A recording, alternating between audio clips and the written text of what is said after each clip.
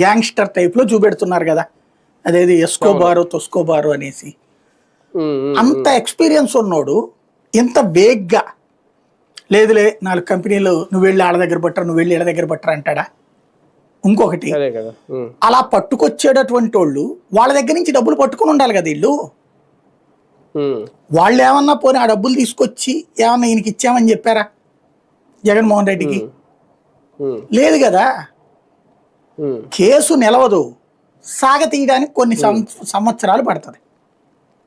ఇప్పుడున్న ఆధారాలతో కేసు నిలబడదు, కొన్ని సంవత్సరాలు పడుతుంది అది. కాకపోతే మన దేశంలో ఉన్న పద్ధతి ఏంటంటే కేసు కొట్టేశాక ఆ తప్పుడు కేసు పెట్టినటువంటి వాళ్ళ మీద ఇంతవరకు రివర్స్లో లేదు. కానీ ఈ మధ్యన తప్పుడు కేసులు పెట్టారని కూడా అరెస్టులు నడుస్తున్నాయి కదా. అమ్మాయి పేరేంటి, జత్వాని కేసులాగా. రేపు పొద్దున కాబట్టి వీటికి ప్రతీకారాలు ఉంటాయి మళ్ళీ. ప్రాక్టికల్గా తప్పుడు కేసులు పెట్టారనేసి నడుస్తాయి మళ్ళీ భవిష్యత్తులో. అంటే కాకపోతే ఇప్పుడు అధికారంలో ప్రభుత్వాలు పెట్టిస్తున్న కేసులు కాబట్టి తర్వాత ఏం జరగట్లేదు. కానీ ఎందుకు జరగట్లేదు? ఇప్పుడు అధికారులు అవ్వలేదా జైళ్ళకి? అధికారులే జైళ్ళకి పోతున్నారు కదా. రేపు అధికారులు వదులుతారా మరి? ఇక్కడ వ్యవహారం నాకున్న సాక్ష్యాలు ఇదంటే అప్పుడు కూడా వాళ్ళకున్న సాక్ష్యాలే కదా. ఒక రకంగా చెప్పాలంటే ఒక సున్నితమైన గీత ఉంటది వ్యవస్థలో, ఆ గీత చెరిపేశారు.